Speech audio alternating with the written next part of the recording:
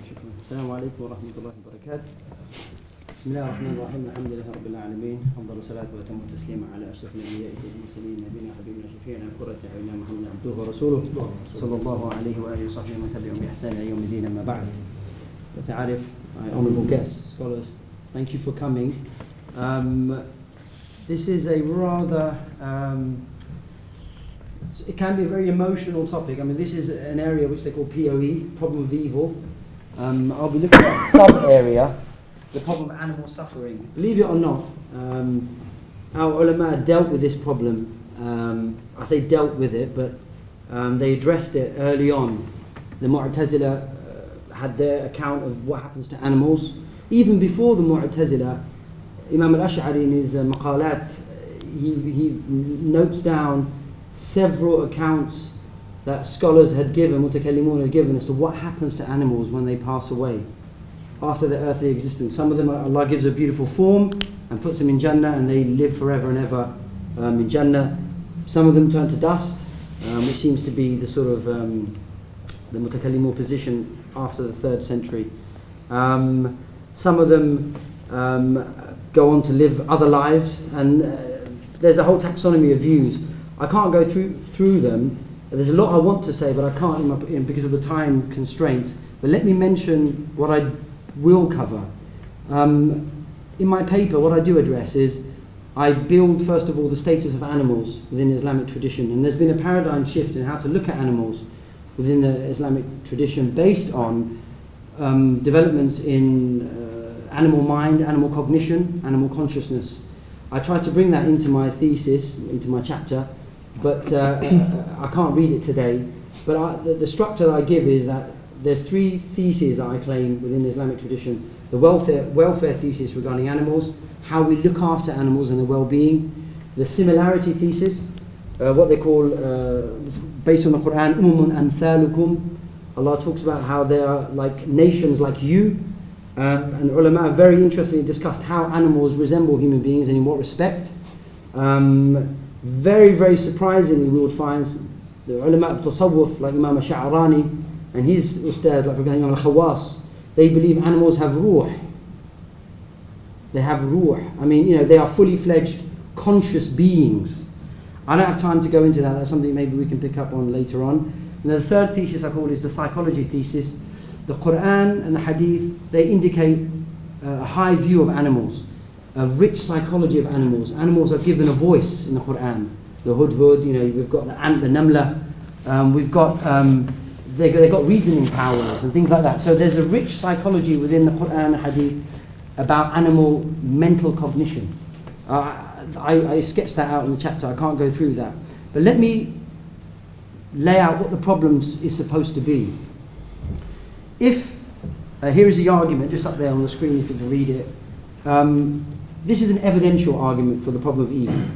Now Sheikh Saeed yesterday mentioned that one of the challenges that Muslims are facing, or any believer is facing, is the mas'ala shar, is the problem of evil. Now in anyone who's familiar with the academic literature will know that there are generally 2 types of problem of evil arguments, the logical problem and then the evidential problem. The logical problem is supposed to argue that the idea of evil and God logically contradict each other. In the literature, that's no longer the case. It's been put to rest, tucked in its bed, and it's having its deep slumber. But what is lingering, what is carrying on, is what they call the evidential argument for the problem of evil. And that makes the claim that, okay, you believe in God, you believe in the core attributes of God, He's just, He's wise, He's benevolent, He's omniscient, He's omnipotent. But given all the suffering in the world, in this case animal suffering, and the seemingly pointless suffering, doesn't that make it unlikely for such a being to exist? Or isn't there some kind of sort of inconsistency in the deity that you believe in? So the evidentiary argument sort of tries to show that it's improbable that the God that you believe in is a coherent God. It's an incoherent God. It may exist, but the type of being you believe in is incoherent, it's inconsistent. So that's called the evidential argument. It's improbable that the kind of God you believe doesn't exist. So here's the argument. One formulation, my formulation of it. There is profusion of animal suffering and pain in the world, which an omniscient, omniscient, benevolent, just and wise being could have prevented without thereby losing some greater good or permitting some evil equally bad or worse. An omnipotent, omniscient, omnibenevolent, just and wise being would prevent occurrence of the profuse animal suffering unless it could not do so without thereby losing some greater good or permitting some evil equally bad or worse. Therefore, there does not exist an omnipotent, omniscient, omnibenevolent, just and wise being. To simplify that argument, this is how I put it. If the God of the Quran exists, then there is no pointless pain and suffering of animals in the world. But there are cases of pointless animal pain and suffering that we observe in the world. Therefore, the God of the Quran most likely doesn't exist. Now, this kind of argument requires an inference. It's not quite clear what the argument is saying, so it relies on an inference. And I put it up there from O, which is observation, and C, which is conclusion. The observation is that apparently we see or we observe evil that is just pointless. There seems to be no purpose to it. Therefore, we conclude, the inference, that there isn't any. So we observe that there doesn't seem to be or appear to be any point towards the evil. Therefore, we make the inference, the conclusion that there isn't any. So that's the inferential step. And that's quite important as to how I'm going to come to talk about how the Maturid and Ash'ari actually deal with this problem.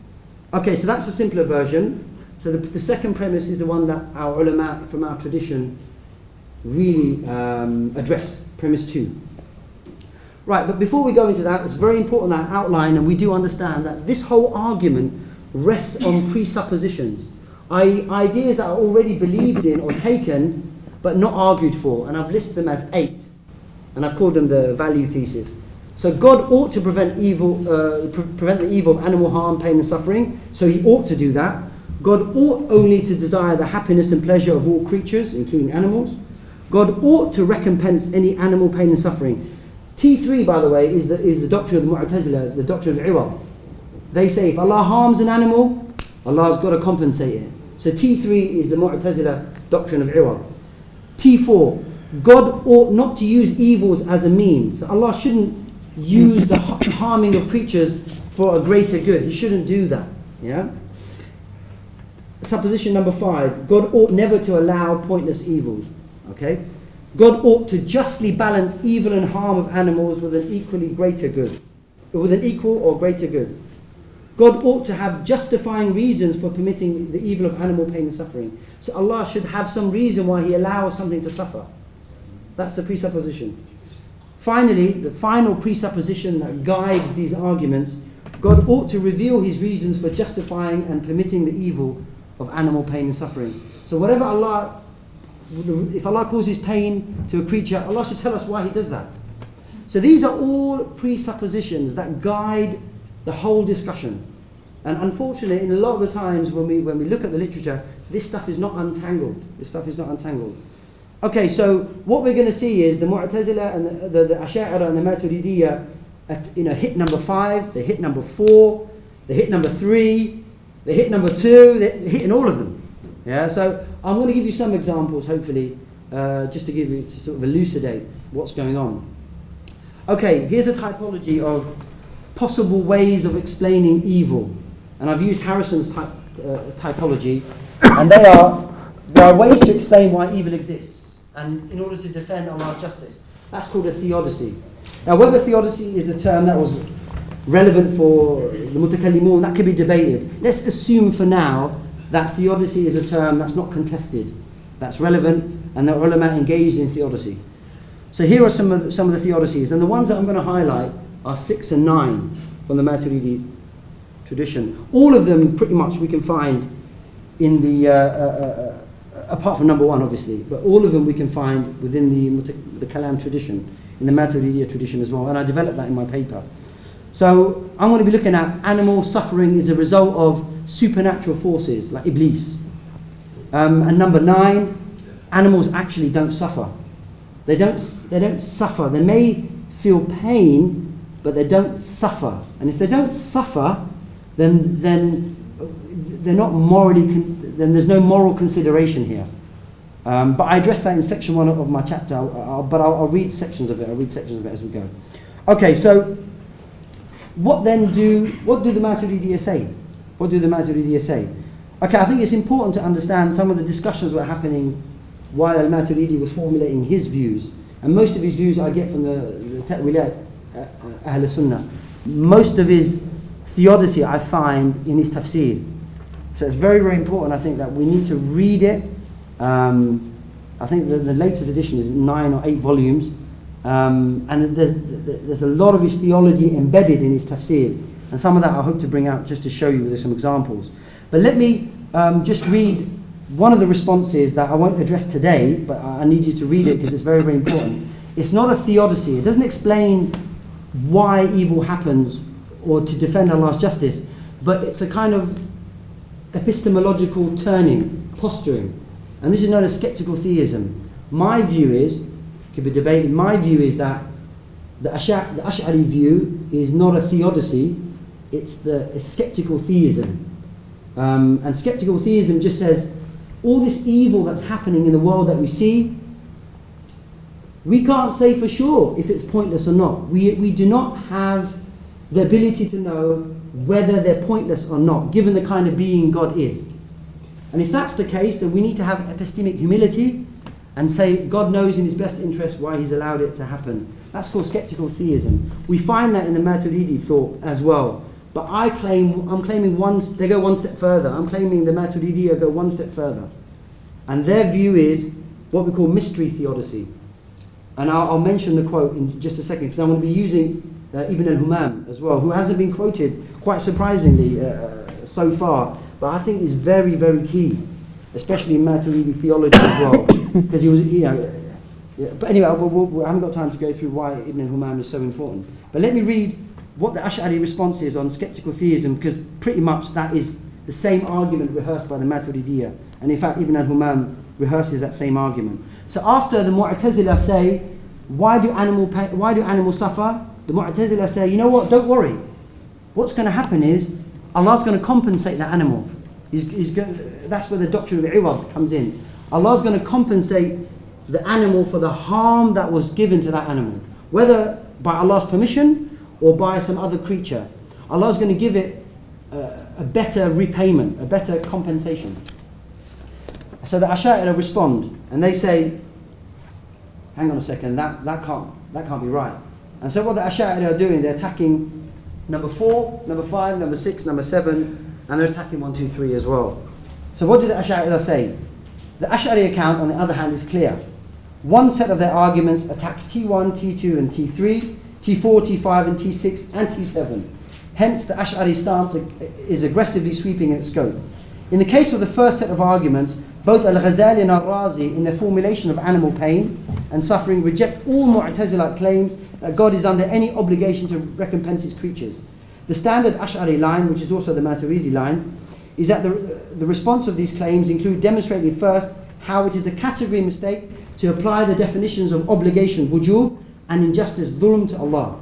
If by obligation it is meant meriting censure for the omission of an act or duty, and by injustice if it is meant infringing on the rights of another's property, then these are inapplicable to Allah, just like it is inapplicable and nonsensical to say a wall is ignorant or a wall is frivolous, the wind is frivolous.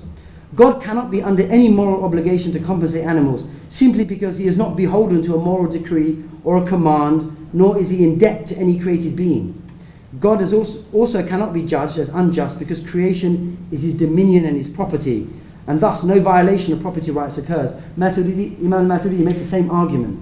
He says that if I buy something and I own it and I break it, I've not done any act of injustice. But if I take someone else's object and I break it, that's injustice. I've infringed on the rights of others, and he mentions that in his Ta'wilat. I've got all the quotes here in the essay, but I haven't got time to read them. So God can also, animals owe their existence to the contingent act of God's benevolence. Secondly, failing to compensate animal harm and suffering to animals would not entail God acting contrary to his wisdom, if by wisdom is meant knowledge of the order of things and the power to materialize that order. نظام الأمور والقدرة على ترتيبها. There is nothing inherently contradictory, the Ash'arites claim, and the Maturidiyya as well, between God not compensating animals for their pain and suffering and this definition of wisdom. In other words, it does not logically follow that God is not wise if he does not compensate animals. Finally, the doctrine of compensation, iwad, would create moral quandaries. If an animal will be compensated for a far greater good, for some evil it suffers, then it will be morally praiseworthy to cause that animal harm in order for that animal to secure that greater benefit that awaits it. But this is paradoxical. This goes contrary to our moral intuition. So some of the Ash'ari arguments, like Imam al-Razi says that if the iwad is something better that Allah gives for an animal, then it must make rational sense to cause the animal pain so we can get that higher compensation. Although arguably this is a caricature, the Ash'ari counter-argument is intended to highlight the logical entailment of a view that places the locus of ethical obligations solely on the outcomes. Now the Mu'tazila were consequentialists in the ethics. They didn't subscribe to a voluntarism like the Ash'ari did. They looked at the outcomes of actions. If something causes a harm, then that is something that God ought not to do. Yeah. So in the case of animal suffering, because it causes them harm, God is obliged to compensate for that harm. So it's a very utilitarian, consequentialist view. Now obviously the Ash'ari and the Maturidiyya don't believe that Allah is an act utilitarian being. They don't believe that Allah is a pleasure maximizer. That's not Allah's remit, being the creator of the universe. It's not his job to say, right, I'm going to max you up to grade 10 level pleasure. I'm going to max you up to 8. So he's not a pleasure maximizer. So the Maturidiyya and the Ash'ari both reject the doctrine of aslah, and they reject the doctrine that Allah is obligated to do what is in the material interest of his creatures. Okay, so that's skeptical theism. That's my take on the Ash'ari and the Maturidiyya trying to epistemologically make a turn away from the evidential problem of evil. They're saying that we don't know. Allah, for all we know, he can allow suffering. We just don't know if they're pointless or not because we are cognitively finite beings and we're dealing with the mind of an omniscient being. Alright, so very quickly, what is the Maturidiyya argument? I know I'm running out of time, so I may just jump to the mystery theodicy and sort of conclude there. The Maturidiyya, I am arguing the core Maturidiyya defense of why evil exists is a mystery. Now whether it can be called a theodicy or not, I'll leave that for now. But I would argue that it's a mystery theodicy and it cannot be clearer.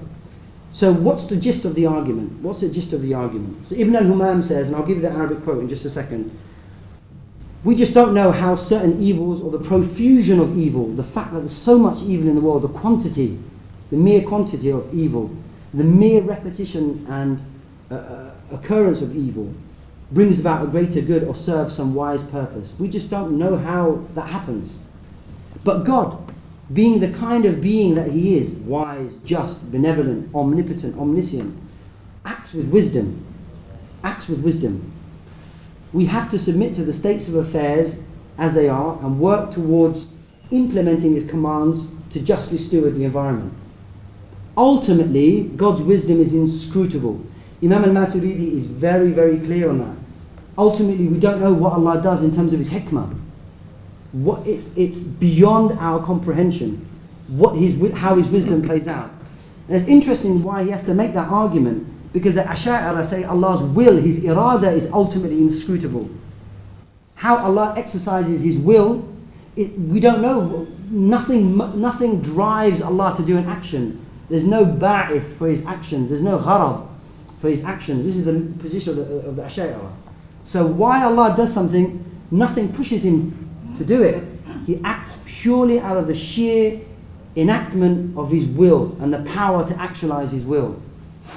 The Maturidiyya, because they take the focus away from the irada of Allah to the hikmah of Allah subhanahu wa ta'ala, they then have to say ultimately Allah's hikmah is inscrutable. And Imam al-Maturidi is very clear in his tafsir where he says we just don't know Allah's hikmah, ultimately how it plays out. This is why the Maturidiyya don't believe evil actually exists. There's proximate evil and then there's ultimate evil.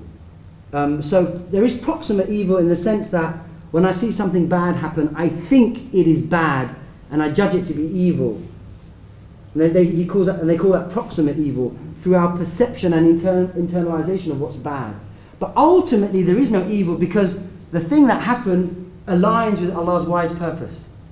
So Allah's wise purpose finally plays out. It may not play out in my life or our lives, but it will play out in the unfolding of the providential organization of Allah of the entire human history. So, what is then this mystery theodicy? This is the quote that Ibn al-Humam brings. This is his discussion on the whole idea of Ilam al-Baha'im.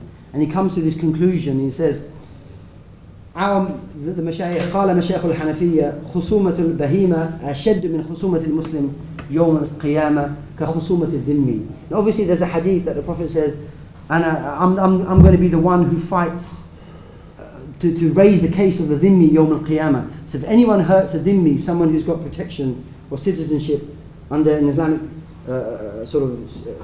political system, anyone who's got citizenship under an Islamic system, he's a dhimmi, he or she's a dhimmi. Anyone who harms them by even saying a bad word, Rasulullah will be the one, the advocate on yawm al-qiyamah. And that's a serious issue. وقد لا ندرك كما في البهائم ونحوها فيحكم بحسنه قطعا ويعتقد فيه قطعا حكمة قصرنا دركها فيجب تسليم له واعتقاد الحقية في فعله ولا ترك اعتراض له الحكم والأمر لا يسأل عما يفعل بحكم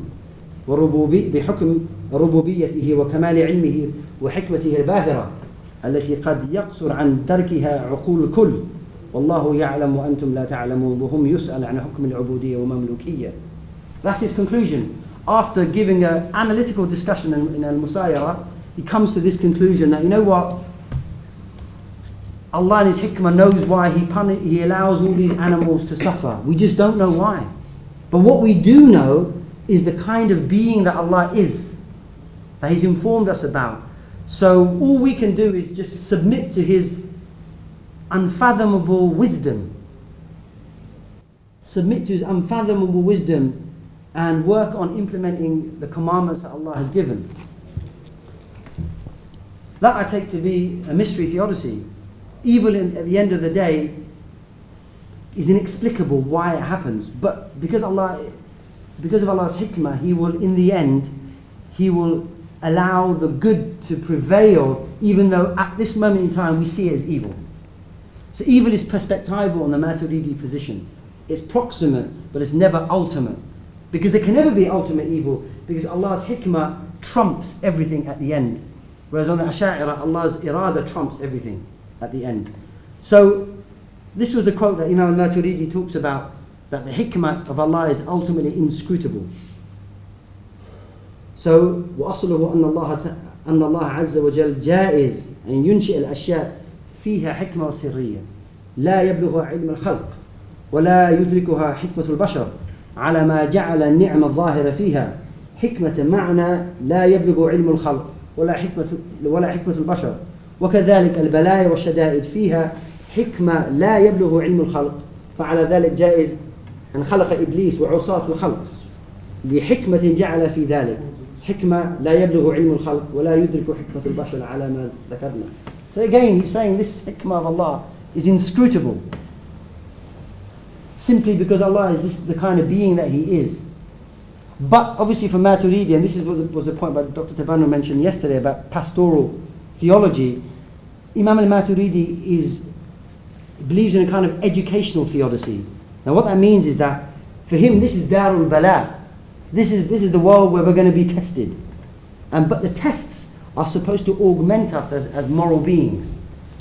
So the difficulties that we go through, the shada'id and the ibtila that we go through, it's supposed to be the furnace that makes us into morally suitable beings to come in front of Allah subhanahu wa ta'ala in Yawm al-Qiyamah. So for him, he believes this is the wisdom why Allah puts these, what we perceive to be evils in the world. Ultimately, it's to make us morally better beings. But the question then becomes what do we do then now? Do we do more of theology? Do we do more of kalam to solve this problem? I would say the Maturidiyya they don't argue that. What they're arguing for is how do we become better moral beings now in the kind of world that we live in, with the kind of evil and suffering that we see, whether to animals or human beings. Because doing more theology doesn't solve that. What we need more of is how to make meaning, construct meaning out of suffering. And that's different. That's a whole different approach now. That's not theodicy. That's going into pastoral care. That's going into how do I construct cognitive, how do I format my cognition so it aligns with something that makes my being meaningful. That is a whole different topic. So I'll end it there. I know I didn't go through the argument for why Iblis is responsible for the pain of animal suffering and the fact that animals don't feel pain. But there are two long sections, and I bring in the literature from science, from animal psychology, animal cognition, neuroscience, to sort of try and show that a lot of philosophers are reviving the idea that animals don't suffer. They may have nociception, they may respond to physical stimuli, but what they don't do is they don't suffer in the way that human beings suffer. Suffering is it requires higher order, sort of a higher order thinking, what they call HOT. Animals apparently don't have that. They don't have higher order cognition. They don't have what was mentioned yesterday, I think, second order thinking, second order desires. Harry Frankfurt's quote, I think, Professor Nazif, you mentioned that yesterday. Animals don't seem to have, they can't think about thinking. They don't have intentionality. They can't direct the thinking about things. Animals apparently don't seem to have self-identity. They can't construct selfhood. They can't construct a personality about themselves.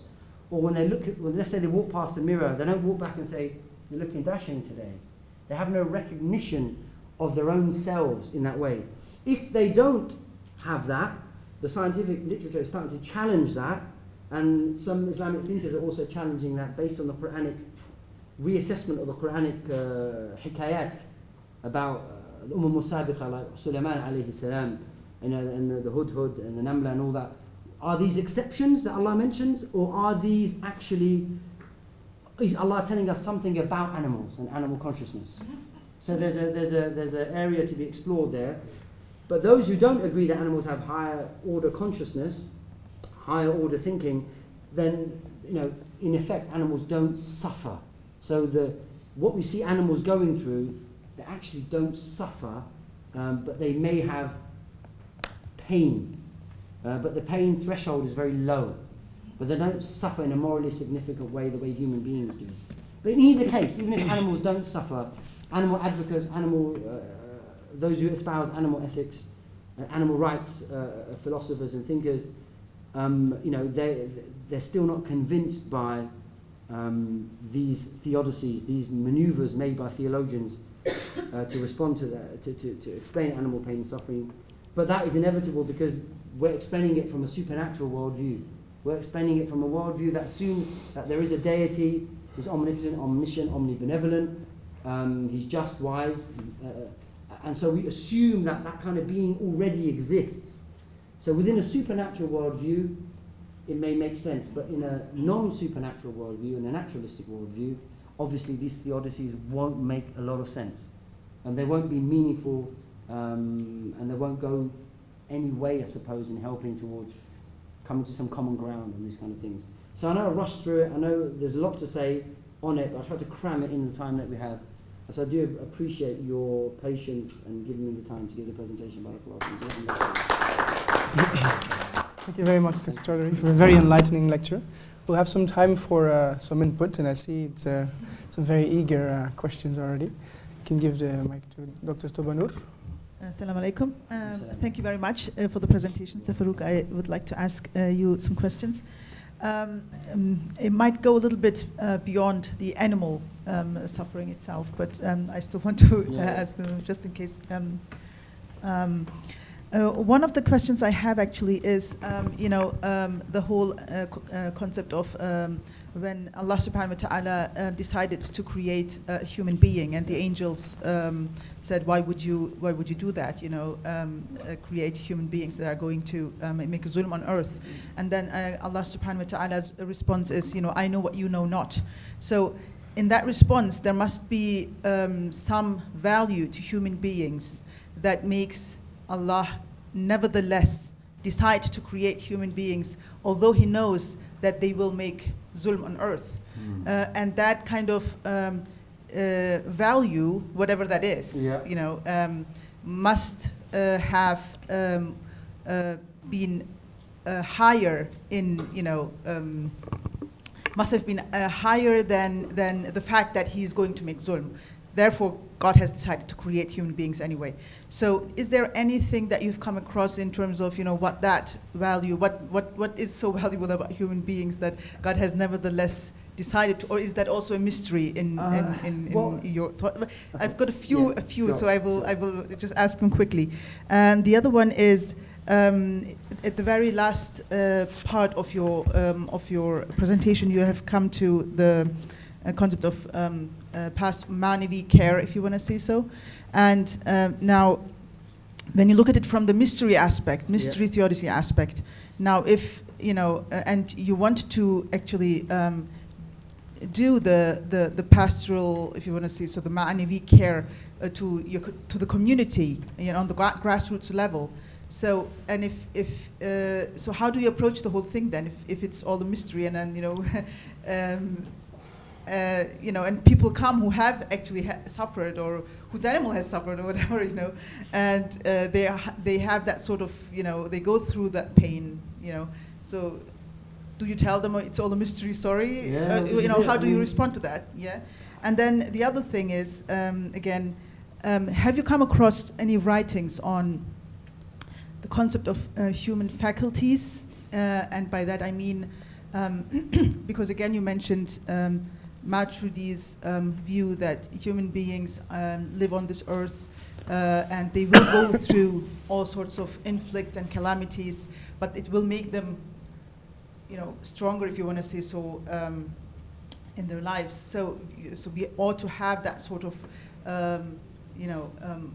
inflictions to raise our ranks, if you want to say so. But then there is lots of faculties in human beings, latifa, that are hidden, that we don't even know about, that we have them.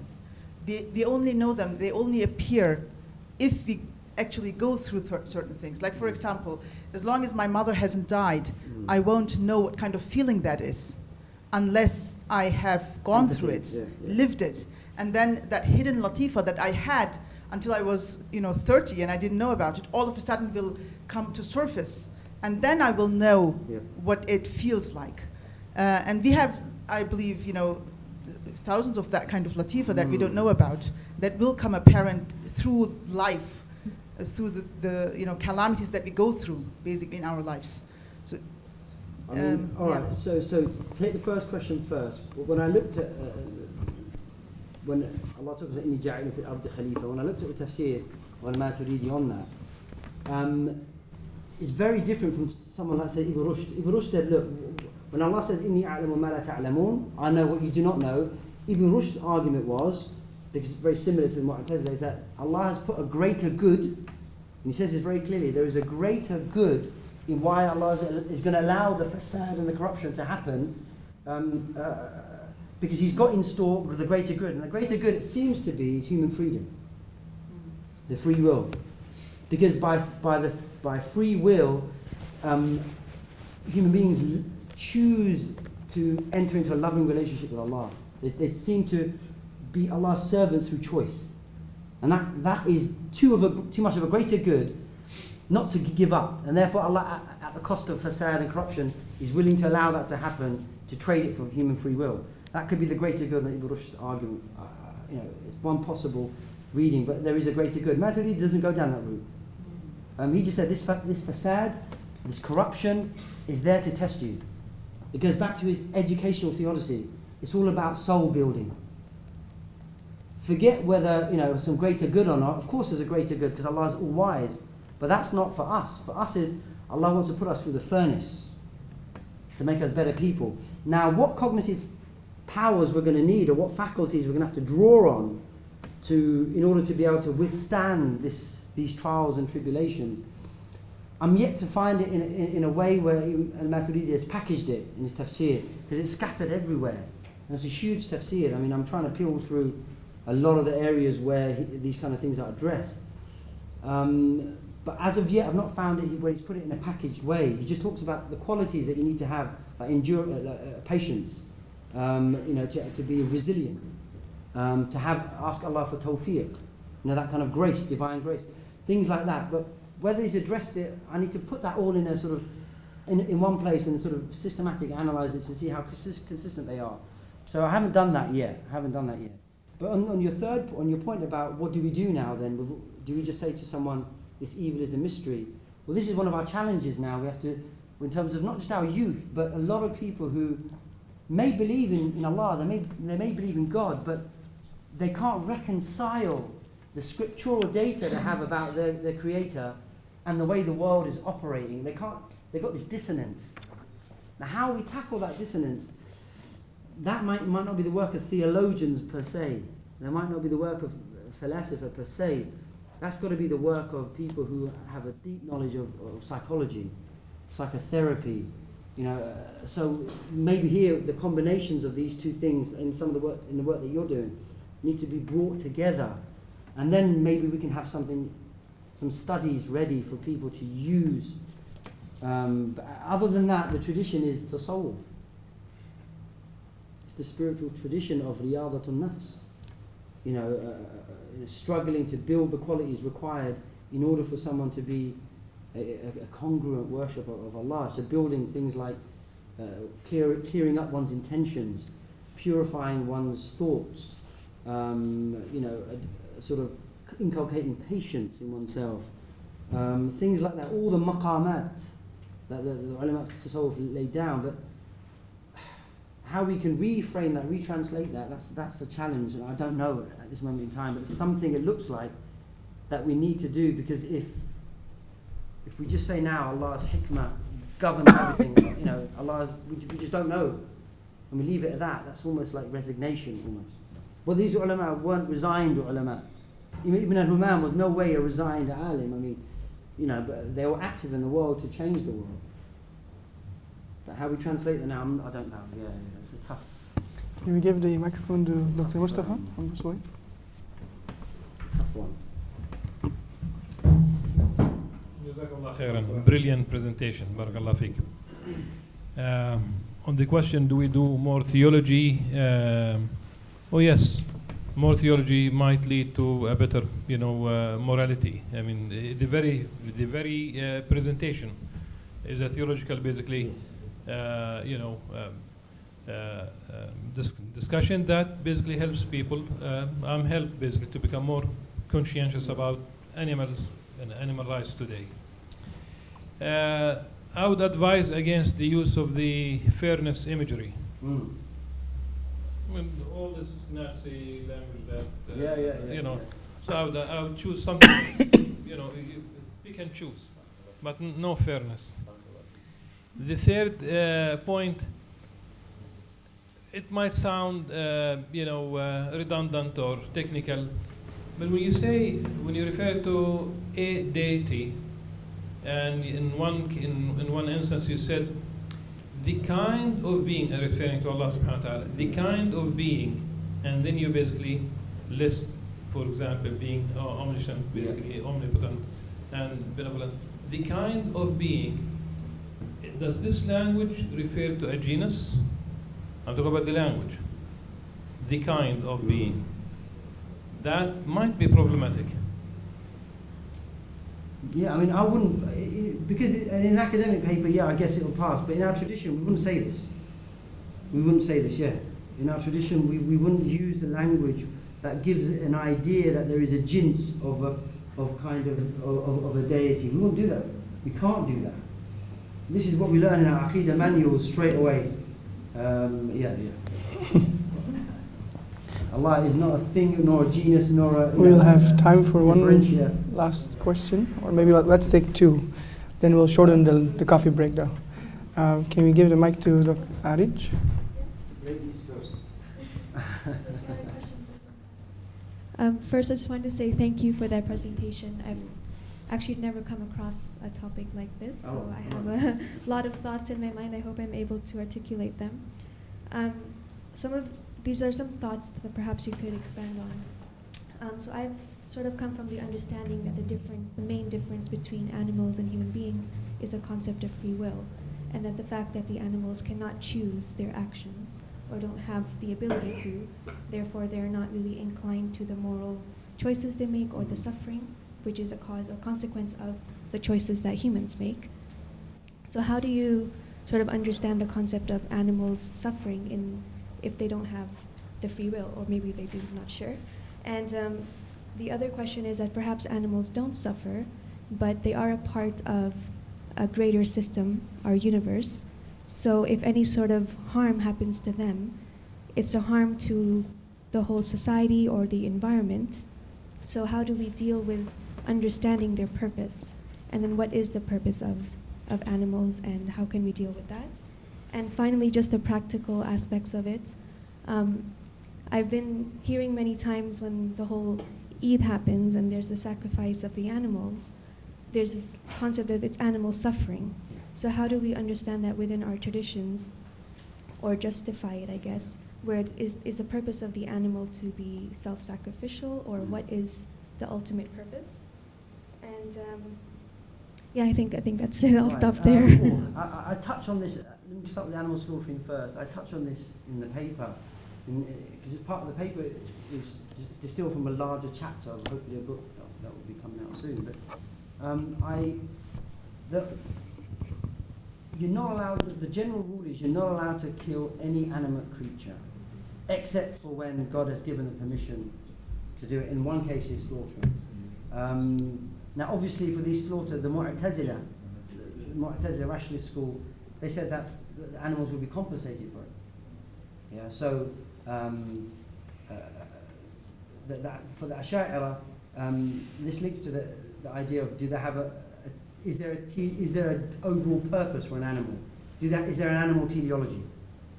It seems to be, from my reading of al-Maturidi and the Ash'ari, there's no greater purpose for animals. After resurrection, they're just going to be annihilated to dust, the doctrine of annihilationism. Whereas others believe that there's more than an eschatological recompense. They're going to have a post-mortem existence. Animals are going to have a post-mortem existence. They're going to be put in heaven, whether it's for an edifying purpose for the people in paradise, or whether it's for animals basking in the glory of paradise. These are all views we find early on in the scholastics. But from my reading, my limited reading of the Ash'ari and the Maturidiyya, there's no animal teleology. There's no greater purpose for them to serve. It seems to be the dominant view is that their service is they're created for instrumentality, i.e. for human consumption, use and benefit in the world. And then after that purpose has been served, that's it. It's annihilationism for them. It's dust. So in terms of animal slaughtering, because if you subscribe to divine command theory, God commands the permission as an exception to slaughter an animal, therefore it becomes something that's good by entailment of his command. If you're a Maturidi theologian, you'd say God in his wisdom has allowed a permission for animal consumption and animals to be slaughtered. So even though we may not know what that purpose is now, and it may seem ugly for us and evil, that idea of proximate evil, proximate harm, but in the end, there's a greater purpose to it. We don't know what it is. So that's some of the manoeuvring. The first point you made was animal consciousness, and will they suffer? Like I said, I bring in the literature early on in the paper, and there seems to be a shift amongst philosophers that they're starting to claim that there is some kind of level, a rich cognition in animals. Now, the science, I have to say on this, I'm not an expert, but science the jury's out. The jury's out. But there has been a revival of what they call neo-Cartesianism.